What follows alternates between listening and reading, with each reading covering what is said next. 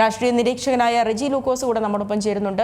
ശ്രീ റെജി ലൂക്കോസ്, ഈ കോൺഗ്രസിനെ സംബന്ധിച്ചിടത്തോളം അവസാന ആണിക്കല്ല് കൂടെ ഇളകിയ ഒരു സാഹചര്യത്തിലാണ് അവർ ഈ ഒരു നടപടി സ്വീകരിച്ചിട്ടുള്ളത്. കാരണം ആദ്യഘട്ടത്തിലൊക്കെ സസ്പെൻഡ് ചെയ്തിരുന്നു എങ്കിൽ പോലും ഇപ്പോൾ ഈ ജാമ്യമില്ല എന്ന് കണ്ടപ്പോഴാണ് അവസാന നിമിഷം തന്നെയാണ് കോൺഗ്രസ് രാഹുലിനെ പുറത്താക്കുന്ന ഒരു നടപടിയും സ്വീകരിച്ചിട്ടുള്ളത്.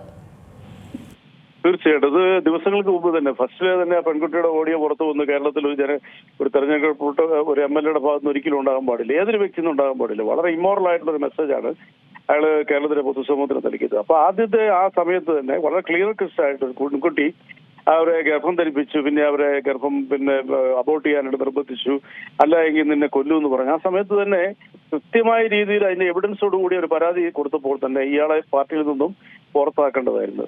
അത് അവർ പെരിഫറലായിട്ട് ഒരു യൂത്ത് കോൺഗ്രസ് പ്രസിഡന്റ് സ്ഥാനത്ത് മാറ്റി പിന്നെ അതുപോലെ തന്നെ എന്താ പറയാ അവരെ പേരിനൊരു സസ്പെൻഷൻ കൊടുത്തു. പക്ഷേ ഈ സസ്പെൻഷന് ശേഷം VD സതീശനെ പോലുള്ള അത്യാവശ്യം ധാർമ്മികതയുള്ള ഒരു പൊളിറ്റീഷ്യന്റെ നിശ്ചയദാർഢ്യത്തിനെ പോലും വെല്ലുവിളിച്ചുകൊണ്ട് KPCC പ്രസിഡന്റ് സസ്പെൻഷൻ ഓർഡർ കൊടുത്ത് പിന്നെ പിറ്റേ 2 ദിവസങ്ങൾക്ക് ശേഷം നിയമസഭയിൽ പ്രവേശിക്കാൻ ഇയാളെ അനുവദിച്ചു.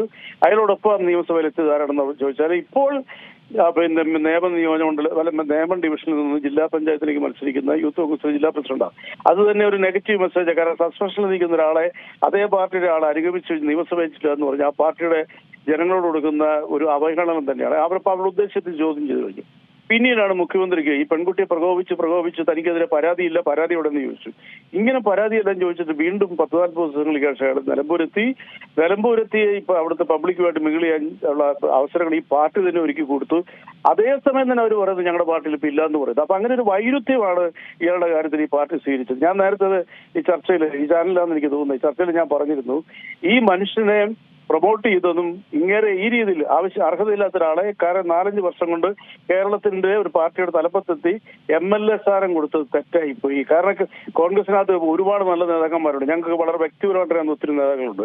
അവരുടെ പോലും കഷ്ടപ്പാടുകളെയും വീറപ്പിനെയും വർഷങ്ങളോടുള്ള പൊളിറ്റിക്കൽ ആക്ടിവിറ്റീസിനെ മറികടന്നുകൊണ്ട് ഇതുപോലെ ഒരു ഡയറക്ടീവ് പേഴ്സണെ കേരള നിയമസഭയിൽ എത്തിക്കാൻ ഈ പാർട്ടി കാണിച്ച തെറ്റേ. 3ാമത്തെ കാര്യം എന്ന് പറയുന്നത്, ഇയാൾക്ക് ഈ പറയുന്ന തെറ്റുകളെല്ലാം ആവർത്തിച്ചിട്ടും അയാൾക്ക് വീണ്ടും ജനങ്ങളുടെ മുമ്പിൽ എത്തിക്കാനായിട്ട് ഈ KPCC പ്രസിഡന്റിനെ പോലുള്ളവർ, ഷാബി വർമ്മലിനെ പോലുള്ളവർ, അതുപോലെ തന്നെ പിന്നെ ശ്രീകണ്ഠൻ MPയെ പോലുള്ളവർ ശ്രമിച്ചത് അങ്ങേയറ്റം തെറ്റായിപ്പോയി. അതിന്റെ റിസൾട്ടാണ് ഇപ്പോൾ ഈ പാർട്ടി അനുഭവിക്കുന്നത്.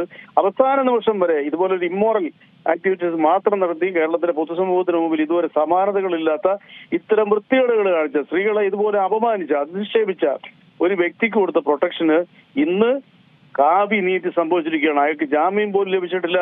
അയാളിപ്പോ എവിടെയാണെന്ന് അറിയത്തില്ല. അയാൾ എന്താ പറയാ ഈ അലഞ്ഞ് അയാൾ നടക്കുവാണ്. എന്തൊക്കെയാണ് അയാൾ ചാനലിലൂടെ പറഞ്ഞോട്ട് ഞാൻ തന്നെ ഇരുന്ന് ചർച്ചകളിൽ പല ചർച്ചകളിൽ അയാൾ എത്ര ധിക്കാരമായിട്ട് സംസാരിക്കുന്നത്. രാഷ്ട്രീയം വേറെ, പക്ഷെ രാഷ്ട്രീയം എതിർ രാഷ്ട്രീയമാണെങ്കിലും ഒരു ആളെ പ്രത്യേകിച്ച് അധികാരത്തിന്റെ ഒക്കെ ഇരിക്കുന്ന വ്യക്തികളൊക്കെ നമ്മൾ അഭിസംബോധന ചെയ്യുമ്പോൾ നമ്മൾ സംസ്കാരം കാണിക്കണം. കേരളത്തിന്റെ മുഖ്യമന്ത്രി അയാൾക്ക് പൊളിറ്റിക്കലായിട്ടുള്ള എലിമിറ്റി ഉണ്ടായിരിക്കാം, പക്ഷെ കേരളത്തിന്റെ മുഖ്യമന്ത്രി എടോ വിജയ എന്ന് വിളിച്ചു. ഇയാളുടെ അച്ഛന്റെ പോലും പ്രായമുണ്ട്. നമ്മുടെയൊക്കെ മുതിർന്നവരെ നമ്മളിങ്ങനെ സംഭാവന ചെയ്യുമോ?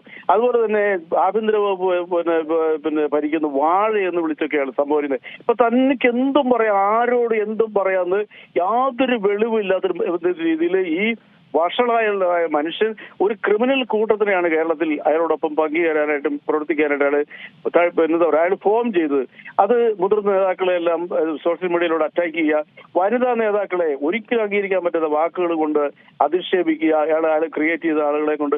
അങ്ങനെ കേരളത്തിന്റെ ഈ രാഷ്ട്രീയ പ്രസ്ഥാനം, ഈ കോൺഗ്രസിനും കേരളത്തിന്റെ പൊതു സംസ്കാരത്തിനും കേരളത്തിലെ പൊതുജനങ്ങൾക്കും ഇയാളൊരു ബാധ്യതയായി. ഇനി അയാൾ കീഴടങ്ങുകയാണ് അയാളുടെ ലക്ഷ്യം. ഏറ്റവും ഒടുവിൽ അയാളെ പാർട്ടിയിൽ നിന്ന് ശാശ്വതമായിട്ട് പുറത്താക്കിയിരിക്കുന്നു. ഇവർ ആ പെൺകുട്ടി മുഖ്യമന്ത്രിക്ക് പരാതി കൊടുത്തപ്പോഴേ ഈ പാർട്ടി നീളെ പുറത്താക്കിയിരുന്നെങ്കിൽ കോൺഗ്രസിന്റെ നേതാക്കന്മാർക്ക് എന്തെങ്കിലുമൊക്കെ പറഞ്ഞ് ബാലൻസ് ചെയ്യാമായിരുന്നു. പക്ഷെ ഇവിടെ നമ്മൾ ശ്രദ്ധിക്കേണ്ട VD സതീശൻ, അതുപോലെ തന്നെ രമേശ് ചെന്നിത്തല, ഒടുവിൽ K മുരളീധരനെ പോലുള്ളവർ ഇയാൾക്കെതിരെ എടുത്ത ശക്തമായ നിലപാടുകൾ നമ്മൾ അപ്രീഷിയേറ്റ് ചെയ്യണം. അത് കാര്യത്തിൽ ഞങ്ങളുടെ ഇടതുപക്ഷക്കാർക്കും യാതൊരു മടിയില്ല പറയുന്നതിന്. പക്ഷേ ഇയാൾ എന്ന് പറയുന്ന ഊതി വീർപ്പിച്ച ഈ പൊതുശല്യം ഇന്ന് നാളുകളിൽ ജയിലിലേക്ക് പോകുന്നത് കേരളത്തിന് ആശ്വാസമാണെന്ന് മാത്രമേ എനിക്ക് പറയാനുള്ളത്. നന്ദി ശ്രീ റെജി ലൂക്കോസ് ഈ ഒരു ഘട്ടത്തിൽ പ്രതികരിച്ചതിന്. ഏറ്റവും പുതിയ വാർത്തകളും വിശേഷങ്ങളും വിരൽ തുമ്പിലറിയാൻ Zee മലയാളം ന്യൂസ് എല്ലാ ഡിജിറ്റൽ പ്ലാറ്റ്ഫോമുകളിലും ലഭ്യം.